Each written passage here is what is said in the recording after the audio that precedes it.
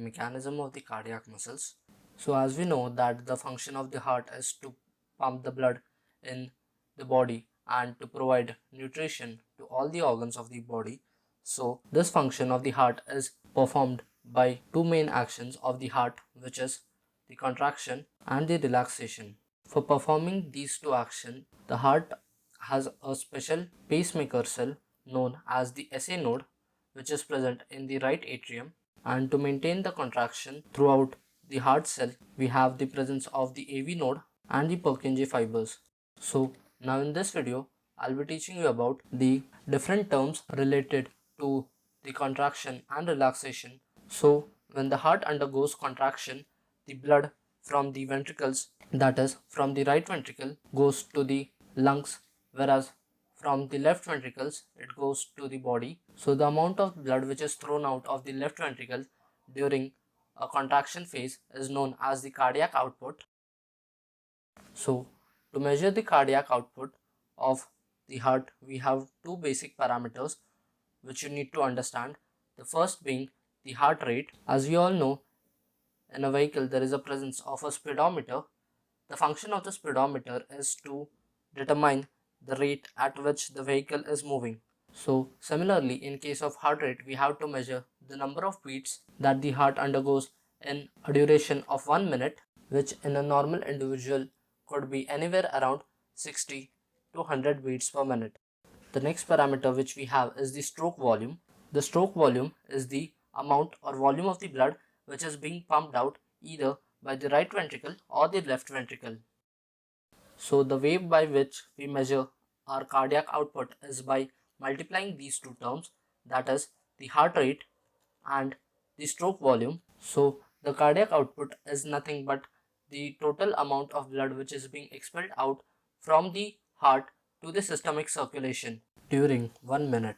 So generally we assume the heart rate to be about 70 beats per minute, whereas the stroke volume being 70 ml per beat, which refers that in a single beat the heart pumps 70 ml of the blood. The amount 70 ml is decided by the end diastolic volume and the end systolic volume, which I will discuss very soon.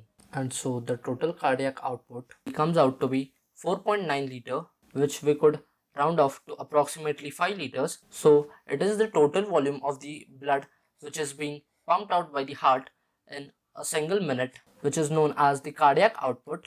So the next parameters which we will discuss would be the EDV and the ESV, that is end diastolic volume and end systolic volume. And based upon these two parameters, we calculate the stroke volume of the heart. So the end diastolic volume is the amount of blood which is being transferred from the left atrium to the left ventricle before contraction. That is, take an example of a rubber band. Suppose that you have a rubber band and you try to stretch it up to a limit x, and after some time you try to stretch the rubber band thrice the force of the previous force, so you try to stretch it by 3x. Now the stretching in the rubber band would be more compared when the force exerted on the rubber band was x. So similarly, in case of heart, if the volume present in the diastolic phase, that is the resting phase, is more, then the ventricular walls have to extend up to a greater extent as opposed to when the blood flow is less than normal in the ventricle. A similar term relating to the EDV is the preload. So both the preload and the EDV are directly proportional to one another. So the preload is the stretching ability of the heart before it pumps out the blood, that is before contraction. The next thing which we will discuss is the end systolic volume. The end systolic volume is the amount of blood left over after contraction. And lastly, the end systolic volume is directly proportional to the afterload, since the afterload is the resistance which the heart has to face during contraction into the aorta and the other systemic blood circulation. And another important parameter is the contractility. The contractility is the phase which is after preload and before afterload. That is, the afterload follows the contractility. The first stage being the preload, in which the walls of the ventricle start to distend to accommodate the blood entering from the left atrium. In the next phase, we would have the contractility phase where the blood is expelled out from the heart, from the aortic valve to the aorta, and further it is being transferred to the systemic circulation. And during this phase, the heart has to face the afterload, that is the resistance by the arterial walls, and so we also say that the blood present in the arteries are under high pressure as compared to the veins. Note, the stroke volume is affected by preload, contractility and afterload.